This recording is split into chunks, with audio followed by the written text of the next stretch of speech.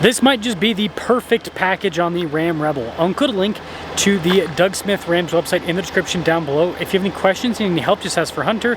Also include a link to my carbine guide. Let's get right into it.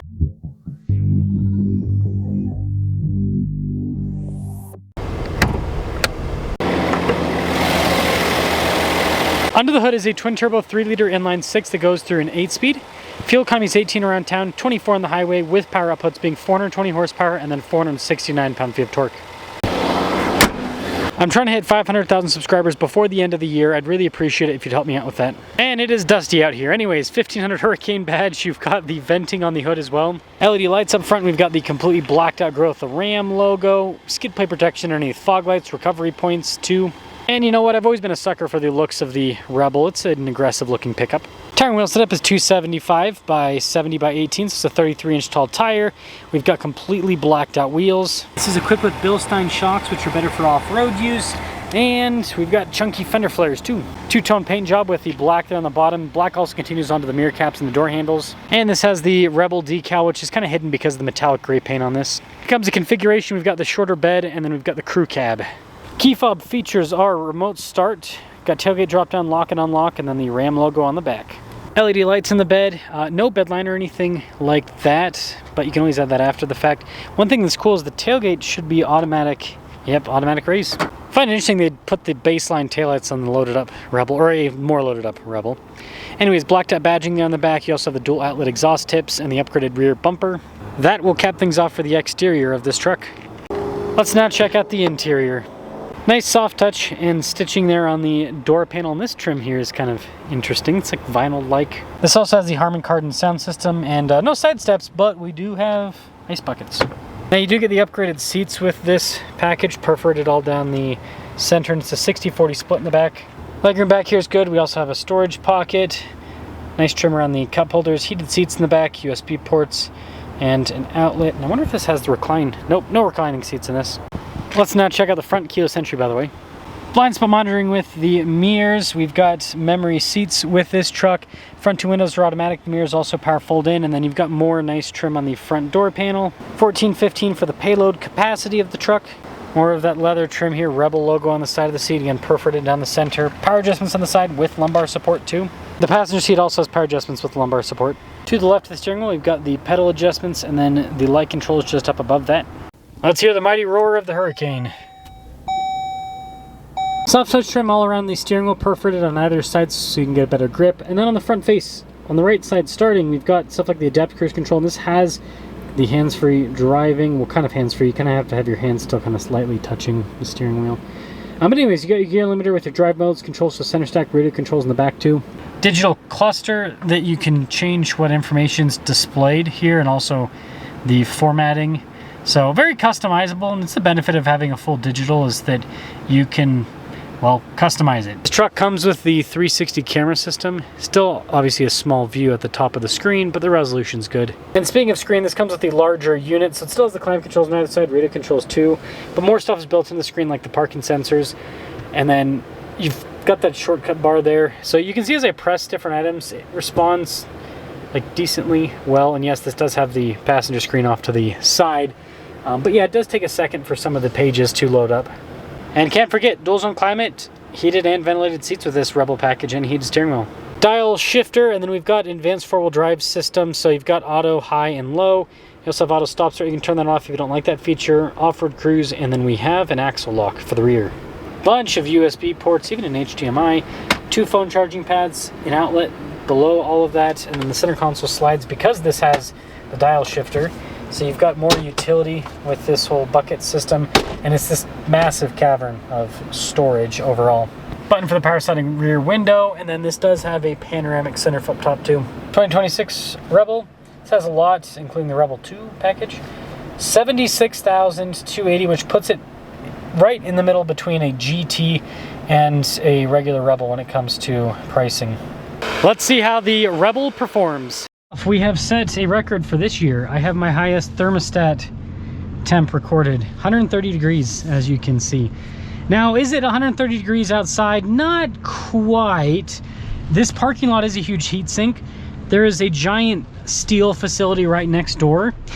And so it's like, out of all the dealerships I film at, this and sometimes in downtown Salt Lake definitely gets the hottest out of the bunch. And I've had the truck running for a while, so like, yeah, if anything's gonna cool it down, then it would be somewhat cooled down at this point, and it's not. I mean, we'll see if the temperature lowers as we drive. It probably will a little bit, but yeah, I think it's funny when I see on like social media with the like hardcore dudes that are like, oh, you gotta do cold plunges in sauna, and it's like, yeah, I guess if you're sitting in a temperature controlled room like you, Mr. Dude, all the time, but like for people like myself that are outside for 6 to 8+ hours every single day, it's like that stuff feels like nothing. Like seriously, I get into, I've been in a cold plunge, I've been in a sauna, I get in and I'm like, this doesn't feel like anything. It's different when you're outside all the time. But I am appreciating the ventilated seats. It's hard to get ventilated seats in a Rebel. You got to kind of go up in the packaging. But once you have them, boy, are they nice. And the seats in general are comfortable. Ram does such a good job with their seats. Ram and Ford are definitely at the top. General Motors is the one that lags in the seating department. And I just drove a Chevy, and man, I feel like I'm driving just a much nicer vehicle in general. Now, something that Ram's doing with their trucks is they're doing double pane windows. So that helps out with the sound insulation quite substantially. And the Rebel, even without the air suspension, this is smooth. It's, you know, partially because it's coil sprung in the rear. But Ram also just kind of builds these trucks out with softer springs, it seems like. Still has, you know, good payload, right? So the payload's not a problem. Yeah, it just seems to be kind of a softer spring in general. We'll see how this performs with the train tracks. Temperature's not going down, by the way, guys. Oh, there we go, 1 degree. 129 now. I'm telling you, this area is it's a big heat sink. Yeah, it stayed pretty planted over the train tracks. It kind of fumbled around a little bit, but not too bad at all. Not too bad at all. Now we're 2 degrees less.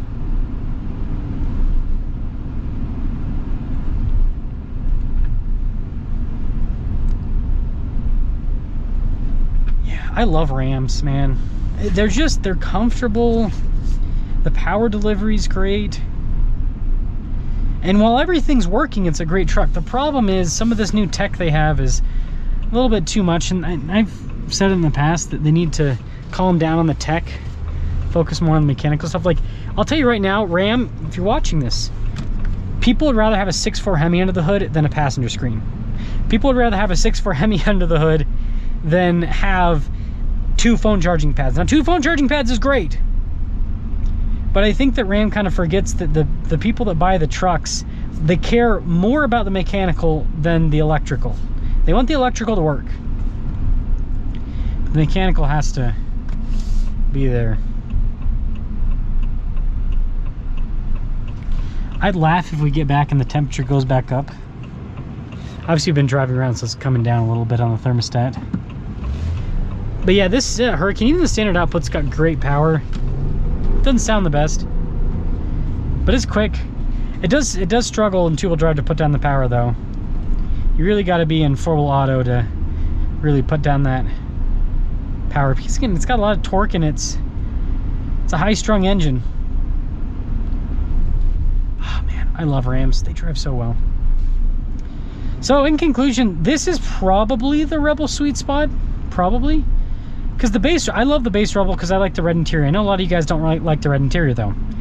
So this gets rid of the red interior and gives you quite a bit of luxury. Some of it's pointless, like the passenger screen, but most of it's stuff you'll use. 360 camera, most of you will use that. The cooled seats.